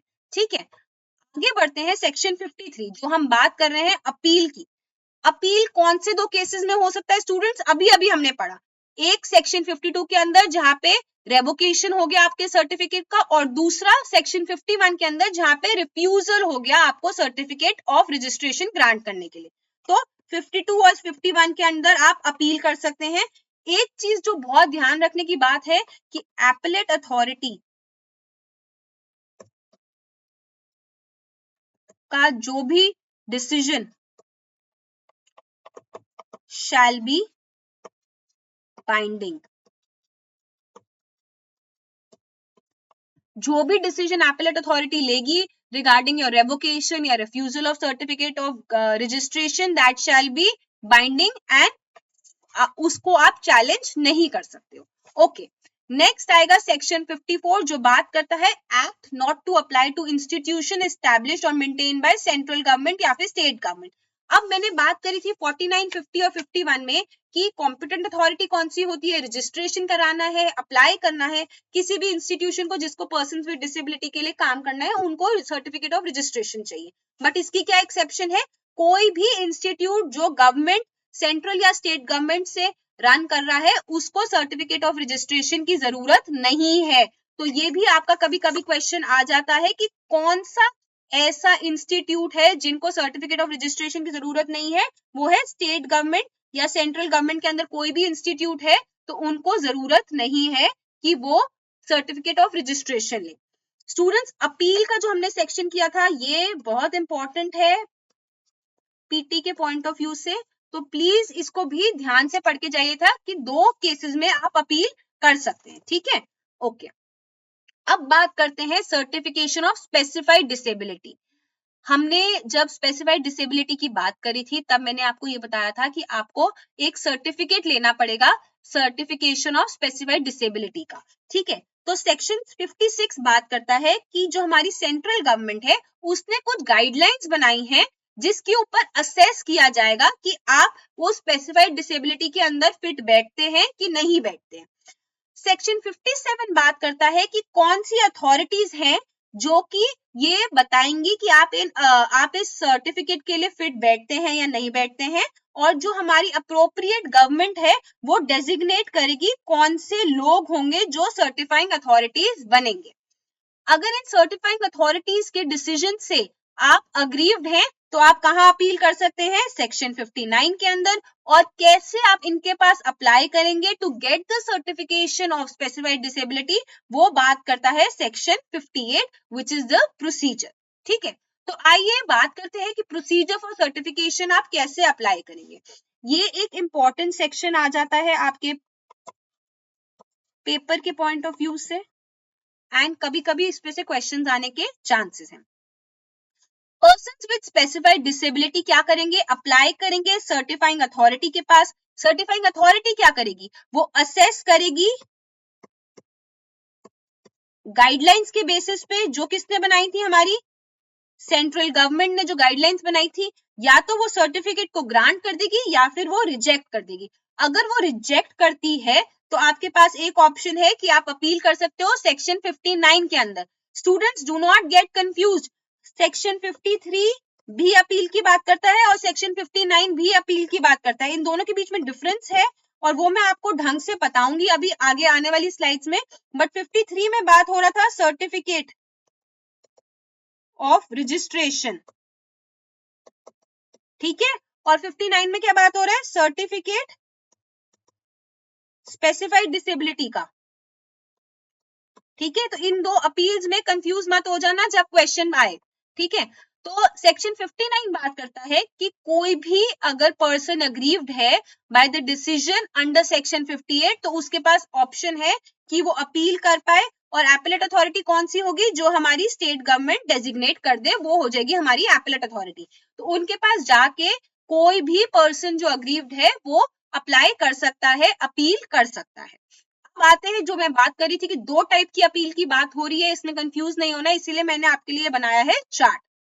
सेक्शन 53 में अगर हम बात करें तो अपील हो रही है in case of rejection of certificate of registration या फिर revocation of certificate of registration.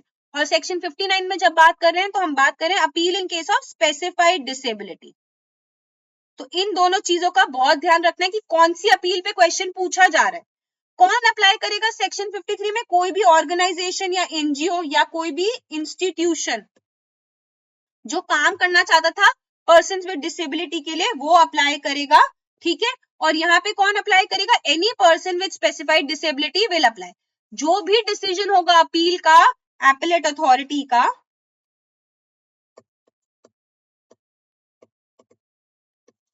वो फुल एंड फाइनल माना जाएगा एंड उसको चैलेंज आप नहीं कर सकते हो। तो बहुत ध्यान रखना, अपील के ऊपर क्वेश्चन आने के चांसेस हैं इस बार पेपर में, और कंफ्यूज मत होके आना कि 53, 59 कौन सी वाली अपील की बात कर रहे हो, ठीक है। तो जब पेपर में क्वेश्चन आए 2 मिनट ब्रेक लेना, सोचना, अपने सेक्शंस को याद करना है, देखना कौन से वाले में फिट बैठ रहा है, ठीक है। आगे आते हैं chapter 10 certificate of specified disability की हम बात कर रहे हैं, और सेक्शन 60 बात करता है constitution of central advisory board on disability. Students ये जब आप बैराक में पढ़ेंगे बहुत बड़ा सेक्शन है, थोड़ा सा ऊपर ऊपर से पढ़ लेना, पूरा डिटेल में करने की जरूरत नहीं है, बट ब्रीफ आइडिया होना चाहिए कि क्या हो रहा है। तो बेसिकली कोई भी सेंट्रल एडवाइजरी बोर्ड जो बन रहा है फॉर डिसेबल्ड पीपल, वो क्या करेगा, अपनी पावर्स को एक्सरसाइज करेगा, फंक्शंस को परफॉर्म करेगा और इनिशिएट करेगा कि नई पॉलिसीज बने, और रिव्यू करेगा पुरानी पॉलिसीज को, और अवेयरनेस क्रिएट करेगा, देखेगा कि रिहैबिलिटेशन की जरूरत है तो रिहैबिलिटेशन का प्रोवाइड करेगा। ये सब कुछ का एक ब्रीफ आइडिया होना जरूरी है, बट क्वेश्चन कहां से आएगा वो चीज बहुत ध्यान रखना। क्वेश्चन आएगा सब क्लॉज 2R जो बात करता है नॉमिनेटेड मेंबर्स। ये बहुत इंपॉर्टेंट है, इसका बहुत ध्यान रखिएगा, इससे क्वेश्चन आएगा और कंफ्यूजन होने का चांस भी है। नॉमिनेटेड मेंबर्स कौन होंगे? 5 मेंबर तो हो गए जो एक्सपर्ट हैं इन फील्ड ऑफ डिसेबिलिटी, 10 मेंबर हो गए खुद डिसेबल्ड लोग, उन 10 में से 5 होंगी वुमेन और उन वुमेन में से होगी 1% SC और 1% ST और 3 मेंबर्स होंगे representation of national level of commerce, national level chambers of commerce and industry. ठीक है, तो टोटल नॉमिनेटेड मेंबर्स कितने हो गए? 5 + 10 + 3 18। ये कभी कभी क्वेश्चन पेपर में पूछा जाता है। जैसे जैसे हम बात कर रहे हैं central advisory board on disability, similarly आपका आएगा state advisory board on disability की, तो सेंट्रल समझ लोगे तो आपको state advisory board on disability करने में मुश्किल नहीं होगी। तो प्लीज ध्यान रखना कि नॉमिनेटेड मेंबर्स कितने होंगे? 5 + 10 + 3, 5 होंगे जो फील्ड ऑफ डिसेबिलिटी पे एक्सपर्ट हैं, 10 कौन होंगे जो खुद डिसेबल्ड हैं, उन 10 में से 5 होंगी औरतें, 5 में से 1% SC 1% ST, 3 मेंबर्स होंगे जो रिप्रेजेंटेशन कर रहे हैं national level chambers of commerce and industry के। ठीक है, अब आगे बढ़ते हैं और देखते हैं कि इन नॉमिनेटेड मेंबर्स का टेन्योर कितना होगा। सो सेक्शन 60 बात करता है टर्म्स एंड कंडीशंस की, टेन्योर होगा 3 इयर्स, ये भी पूछा जाता है पेपर में।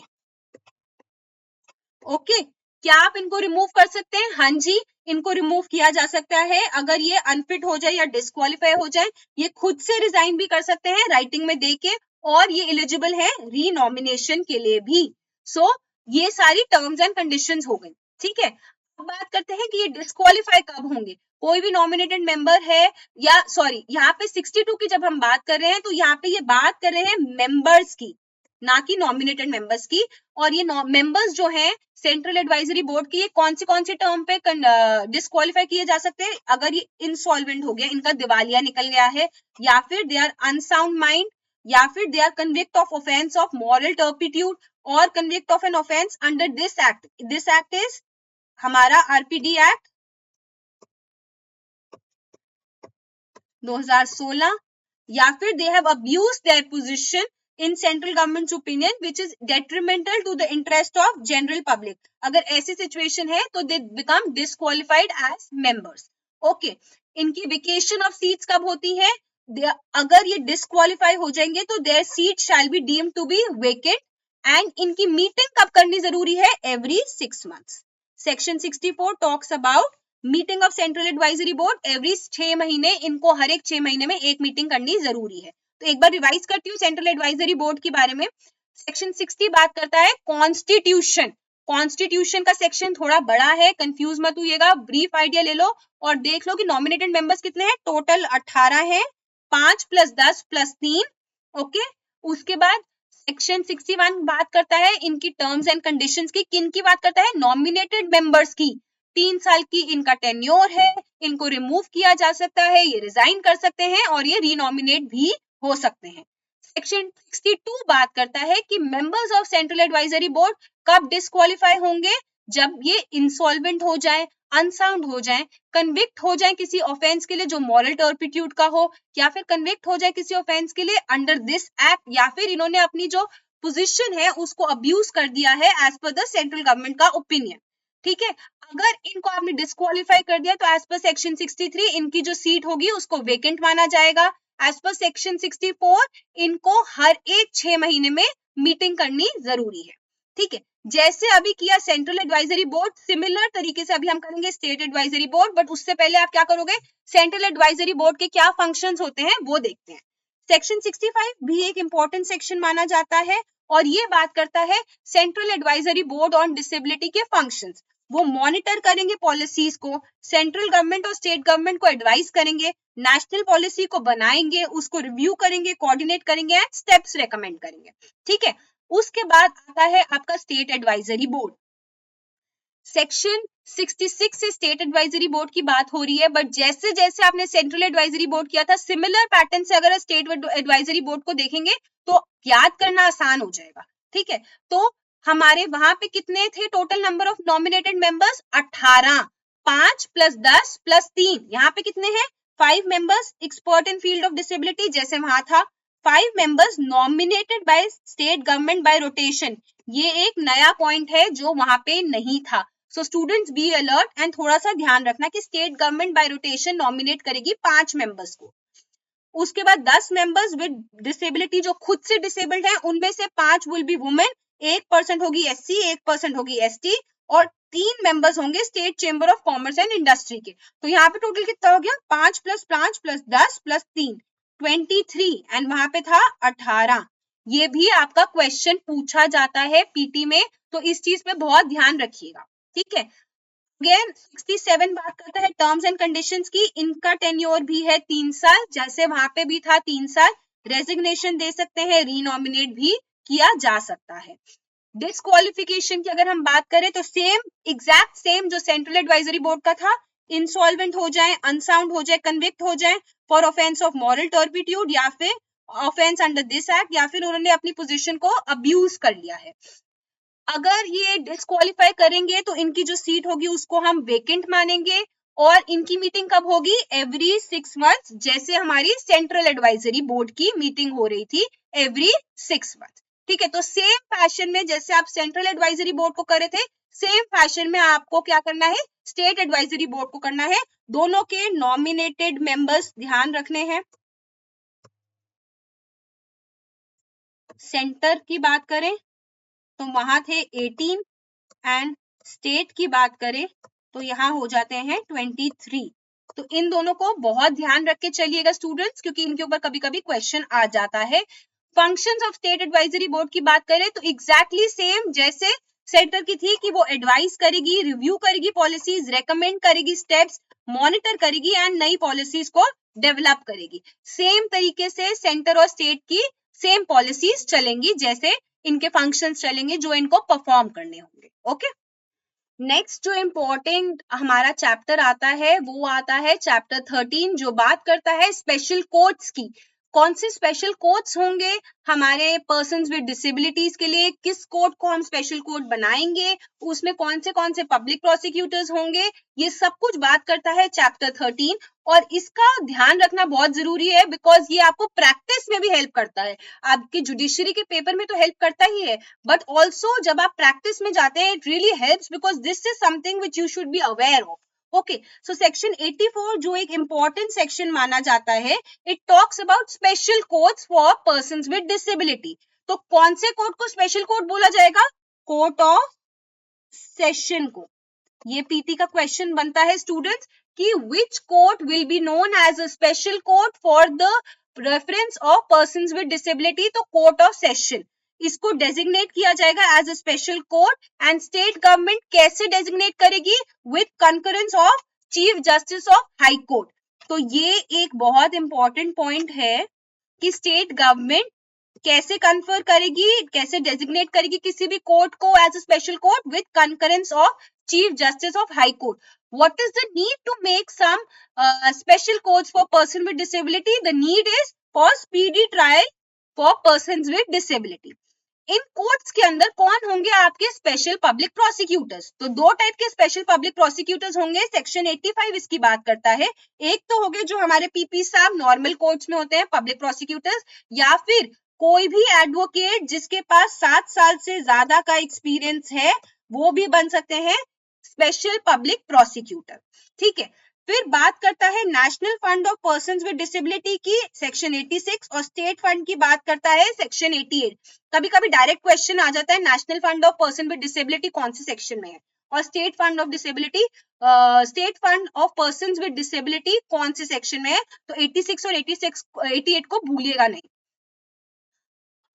एक ऐसा सेक्शन और ऐसे चैप्टर्स आते हैं जो कि बहुत इंपॉर्टेंट हो जाते हैं, क्योंकि वो बात करते हैं ऑफेंसेस एंड पेनल्टीज की। ये एक बहुत इंपॉर्टेंट टॉपिक है, एक ये वाला चैप्टर, एक आपका राइट्स वाला।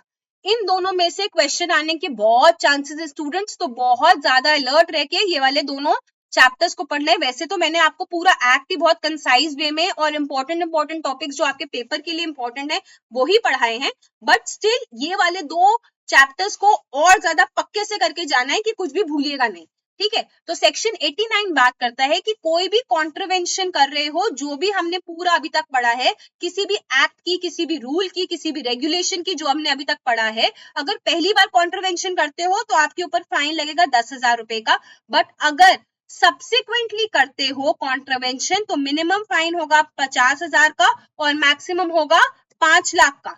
तो बहुत ध्यान रखना है कि पहली बार कॉन्ट्रवेंशन का फाइन है 10,000 और उसके बाद सब्सिक्वेंट कॉन्ट्रवेंशन का फाइन क्या होगा 50,000 से 5 लाख रुपीस। ओके, सेक्शन 90 बात करता है offences by company.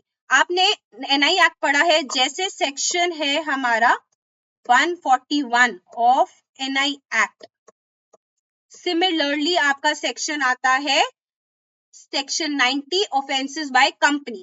Any company if does any offense and any person who is responsible for the conduct of that company shall be held responsible. जैसे discrimination हो रही है at the place of employment या director, manager, secretary, ये जो सारे होंगे responsible for the conduct of the business, they will be held responsible. जैसे याद करो 138 एनआई एक्ट जब हम पढ़ते हैं तो हम बात करते हैं कि responsible for the day to day conduct, responsible for the conduct of the business, जैसे हमारे 141 एनआई एक्ट की बात होती है। तो सिमिलरली आपको यहाँ पे भी देखना है कि whoever is responsible for the conduct of the business or for the day to day activities of the business, that person will be held responsible. Okay, section 91 बात करता है punishment for fraudulently availing any benefit meant for persons with benchmark disability. Persons with benchmark disabilities को कुछ कुछ benefits दिए जाते हैं।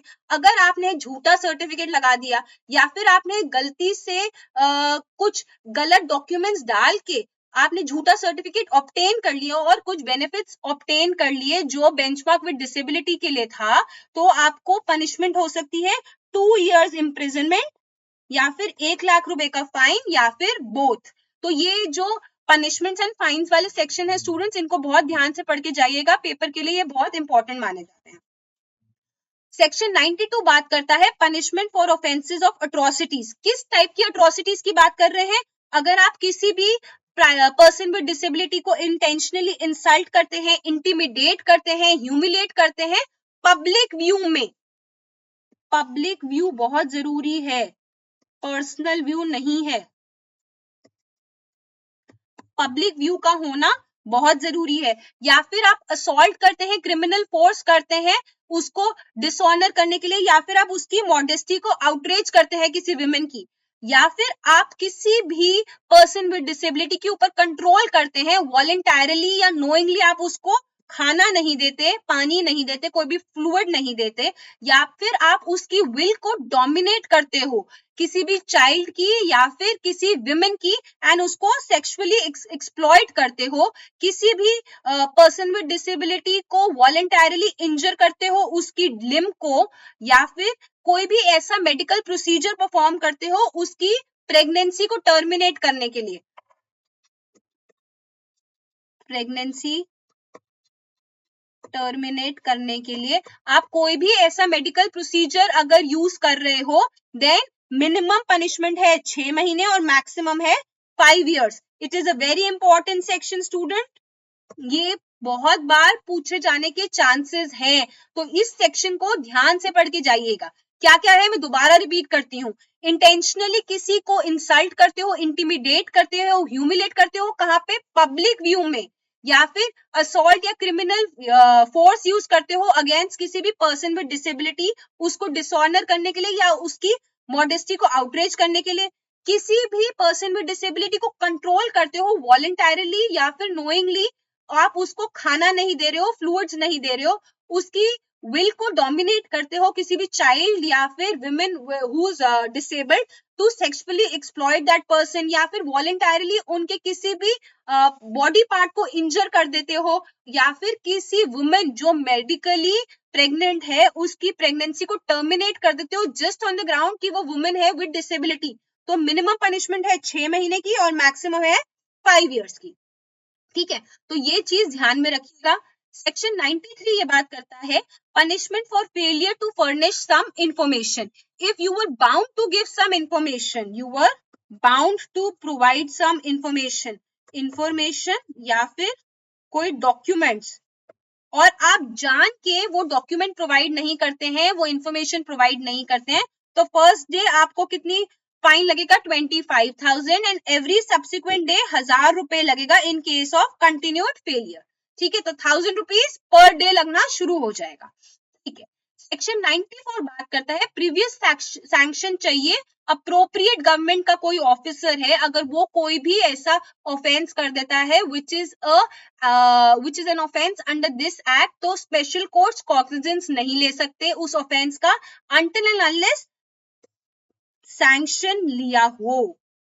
Previous sanction is very important in cases जब बात हो रही है किसकी, जब बात हो रही है हमारे employ of appropriate government, central government का भी हो सकता है या फिर स्टेट गवर्नमेंट का भी हो सकता है। याद करो सेक्शन 195 और 199 सीआरपीसी के, अगर उसके साथ रेड विथ करोगे, उसके साथ लिंक करोगे तो याद रखोगे कि उसमें भी कंडीशन इम्पोज्ड है सैंक्शन की, कि आप कॉग्निजेंस नहीं ले सकते जब तक सैंक्शन ना हो, ठीक है, ओके। अब बात करते हैं ऑल्टरनेटिव पनिशमेंट की। अगर एक एक्ट और ओमिशन है, वो इस एक्ट के अंदर भी ऑफेंस है और किसी और लॉ के अंदर भी ऑफेंस है, तो कहां पे पनिश करोगे? वहां पे पनिश करोगे जहां पे पनिशमेंट ज्यादा है। सेक्शन 95 बात करता है इसकी, ठीक है। जैसे असॉल्ट है किसी, या फिर क्रिमिनल इंटिमिडेशन है किसी पर्सन विद डिसेबिलिटी की, वो यहाँ पे भी ऑफेंस है। आपने अभी कहाँ पढ़ा था? सेक्शन 92 में, असॉल्ट और criminal force against person with disability, और आपका वो कहाँ पे ऑफेंस है? वो आईपीसी में भी ऑफेंस है। तो कहाँ पनिश करोगे? डबल तो कर नहीं सकते हो, डबल जीओ पार्टी लग जाएगी, तो आप वहां पनिश करेंगे जहां पे पनिशमेंट ज्यादा है, ठीक है। तो इस चीज का बहुत ध्यान रखिएगा।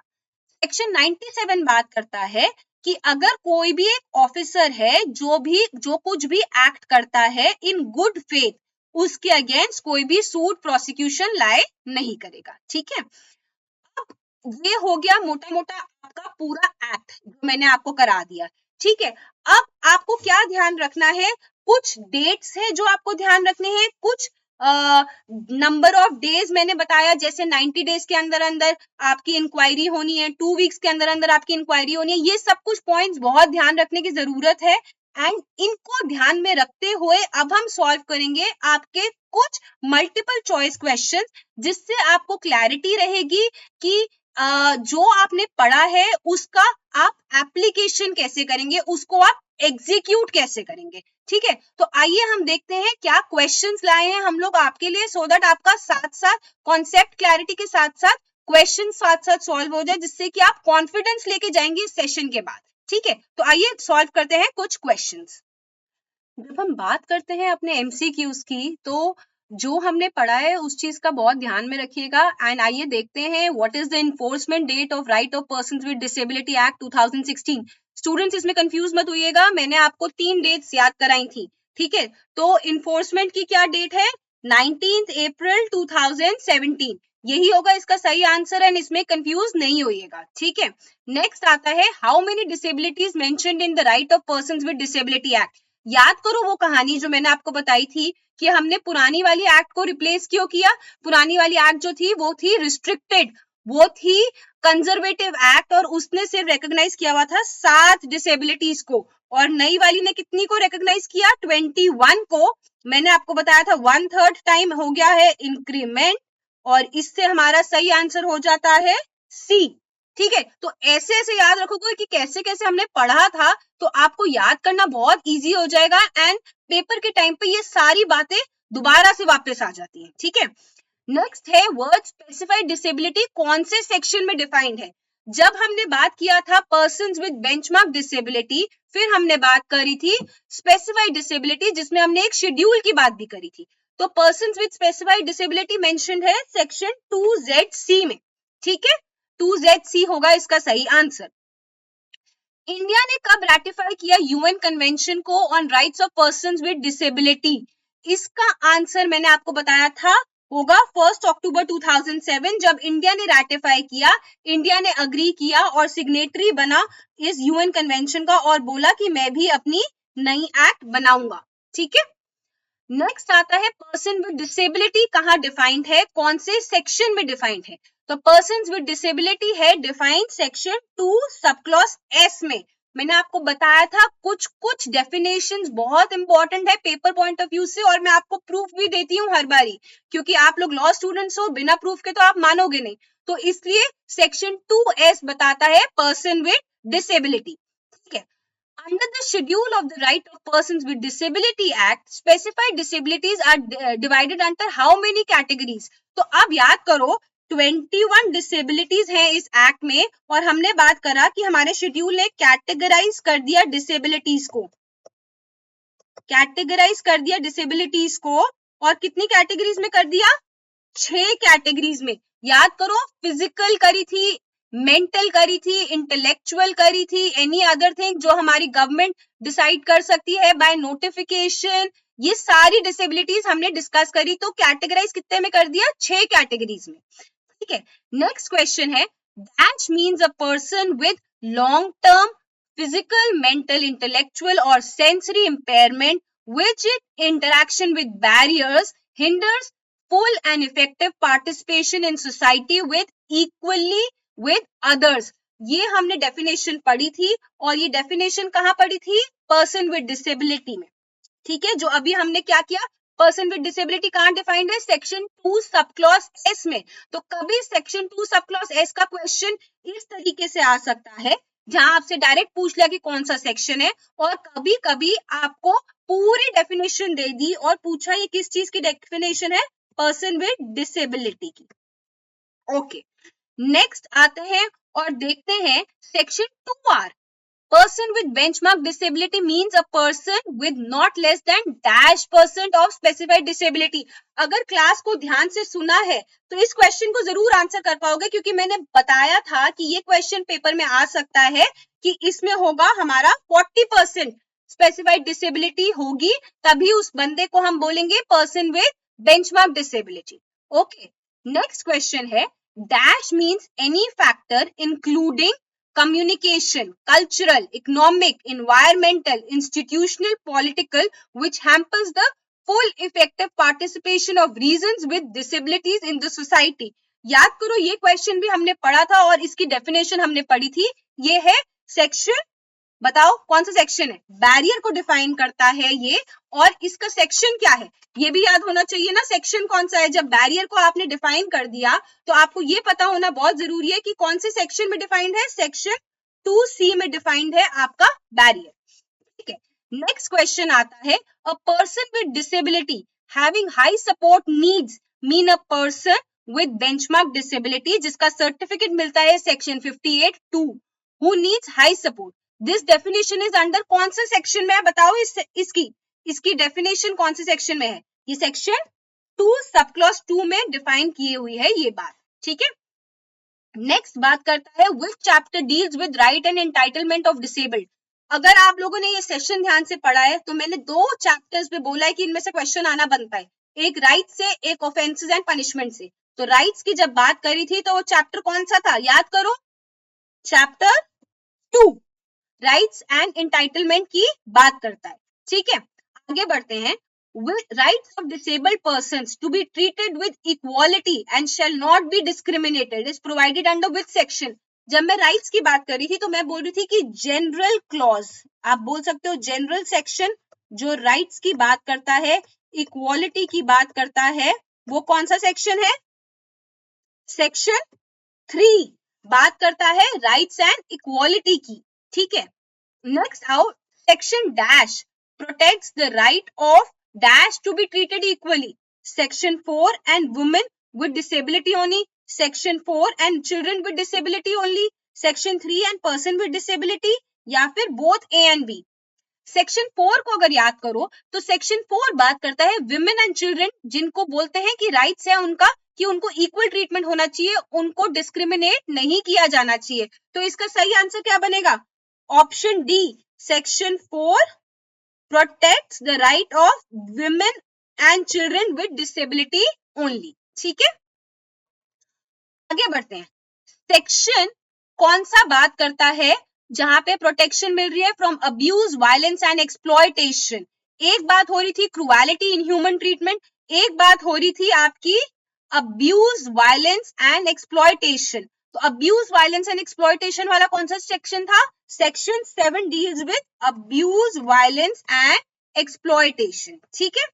नेक्स्ट क्वेश्चन पे आते हैं, which section provides for accessibility of voting to persons with disability. मैंने आपको बताया था this is also one of the rights of person with disability कि जो भी voting pools हैं they shall be made accessible to all the persons with disability. ये section 11 बात करता है that all the voting polls should be made accessible to persons with disability. Word discrimination कहाँ defined है?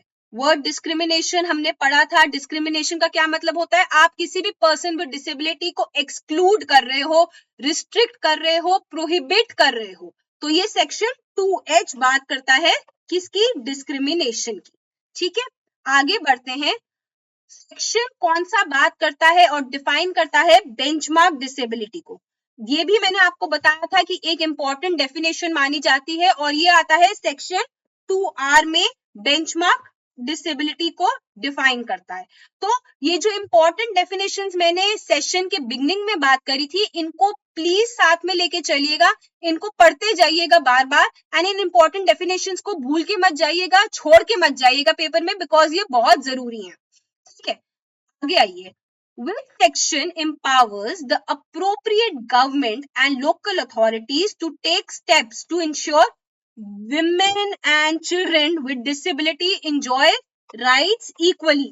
आपको ये चीज बहुत अच्छे से पता है. सेक्शन 3 बात करता है इक्वालिटी की. किसके लिए? जनरल. और सेक्शन 4 बात करता है women and children की इक्वालिटी की. तो इसका आंसर क्या होगा? सेक्शन 4. मैं आपको ये दिखा रही हूं कि सेक्शन 4 को किस किस अलग तरीके से पूछा जा सकता है. तो एक चीज होता है कॉन्सेप्ट क्लैरिटी, दूसरा चीज होता है कि आपको कॉन्सेप्ट तो समझ आ गया, लॉ समझ आ गया, बट आपको ये भी समझने की जरूरत है कि पेपर में जो पेपर सेटर्स हैं वो कैसे क्वेश्चन पूछेंगे और आपको उनको कैसे अटेम्प्ट करना है. ठीक है, तो ध्यान रखिएगा. नेक्स्ट क्वेश्चन है Election Commission, which section provides Election Commission of India and the State Election Commission shall ensure that all polling stations are accessible and persons with disability को कोई प्रॉब्लम नहीं होनी चाहिए. ये अभी मैंने आपको बताया था. वोटिंग का कहाँ पे मिलेगा? सेक्शन 11. सेक्शन 11 बात करता है एक्सेसिबिलिटी ऑफ वोटिंग. तो कैसे कैसे पूछ सकते हैं? एक इस तरीके से पूछ सकते हैं, एक जो हमने पहले डिस्कस किया था. तो एक ही क्वेश्चन को पेपर सेटर बहुत घुमा फिरा के भी पूछ सकता है और डायरेक्ट भी पूछ सकता है. आपको कॉन्सेप्ट क्लैरिटी होनी चाहिए और दूसरी चीज क्या होनी चाहिए? पेशेंस होनी चाहिए कि आप समझ पाओ कि क्वेश्चन बनाने वाले आपसे पूछना क्या चाहते हैं, आपको कंफ्यूज तो नहीं करना चाहते. तो अलर्ट रहना जरूरी है, अटेंटिव रहना जरूरी है. एट द सेम टाइम धैर्य रखें, थोड़ा सा पेशेंस रखें एंड अपना पेपर अच्छे से अटेम्प्ट करें. नेक्स्ट क्वेश्चन है which section of the Right of Persons with Disability Act 2016 deals with the home and family? एक सेक्शन था कि किसी भी बच्चे को no child shall be separated from parents. याद करो, ठीक है. ये कौन सा सेक्शन था? सेक्शन 9 डील कर रहा था that no child shall be separated from parents. ठीक है, तो ऐसे ऐसे करके आपके आ जाएंगे सारे क्वेश्चन. ठीक है, एक बहुत इंपॉर्टेंट चीज जो हमें करनी नहीं भूलनी है वो है लैंडमार्क जजमेंट्स. लैंडमार्क जजमेंट्स कभी कभी एग्जाम सेटर्स पूछ लेते हैं देखने के लिए कि बच्चे कितने अलर्ट है, कितने अटेंटिव है about the recent developments which are happening around them. So landmark judgments अभी इसमें 2 ही हैं जो हम डील करेंगे, बट इनका भी आइडिया होना बहुत जरूरी है. एक केस है Vikas Kumar versus UPSC civil appeal number 273 of 2021. Civil appeal 273 of 2021 याद करने की जरूरत नहीं है, बट क्या ध्यान रखना है आपको कि ये केस जो है, ये केस है आपका 2021 का, विकास कुमार वर्सेस यूपीएससी. ठीक है, इस केस में क्या हुआ था? सुप्रीम कोर्ट ने ये हेल्ड करा कि जो एक्सेस देते हैं स्क्राइब का वो सिर्फ एक बेंचमार्क डिसेबिलिटी वाले पर्सन को नहीं दिया जाना चाहिए, बाकियों के लिए भी अवेलेबल होना चाहिए. So by limiting the access of a scribe to only a person who falls under the section 2R, which is a person with benchmark disability, would violate the overall framework of law. तो आपको क्या ध्यान रखना है कि बाकी लोगों को भी जिनको स्क्राइब की जरूरत है उनको भी अलाउ किया जाना चाहिए, बाकी डिसेबल्ड लोगों को भी अलाउ किया जाना चाहिए. एंड ये एक सिर्फ प्री कंडीशन लगाना ठीक नहीं होगा।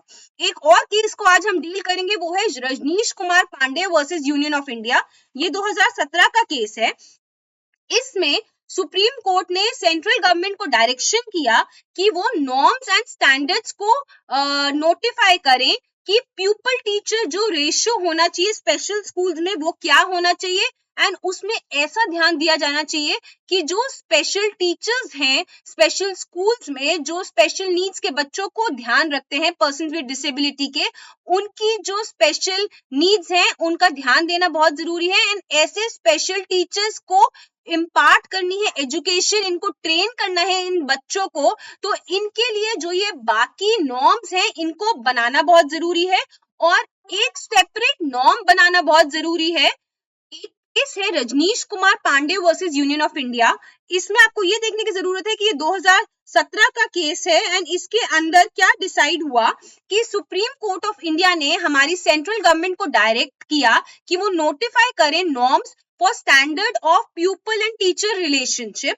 प्यूपल एंड टीचर का जो रेशियो होना चाहिए ऐसे स्कूल में, वो उनको डिफाइन करने को बोला गया, और उन्होंने बोला कि इन चीजों के ऊपर आप स्टैंडर्डाइज कीजिए, एंड ये देखिए कि जो प्यूपल टीचर का रेशियो है वो ऐसा होना चाहिए कि जो स्पेशल स्कूल में टीचर्स हैं वो इन स्टूडेंट्स के ऊपर ढंग से ध्यान दे पाए। उन्होंने ये बोला कि सेपरेट नॉर्म्स बनाने चाहिए कि जो स्पेशल टीचर्स हैं वो इम्पार्ट कर चुके एजुकेशन को और ट्रेनिंग दे चुके चाइल्ड विद स्पेशल नीड्स को। ऐसे स्कूल्स की बहुत जरूरत है जहां पे पर्सन्स विद डिसेबिलिटीज, जो बच्चे हैं जिनको स्पेशल नीड्स की जरूरत है, उनका ध्यान दिया जाना चाहिए। तो स्टूडेंट्स, आज के इस सेशन में मेरा ये ऑब्जेक्टिव था एट लॉ वाला, दैट मैं आपको कॉन्सेप्ट क्लैरिटी दे पाऊं, इंपॉर्टेंट टॉपिक्स बता पाऊं जब पेपर आने वाला है और आपके पास टाइम बहुत कम है, और उसके साथ साथ आपको क्वेश्चंस भी प्रैक्टिस करा पाऊं।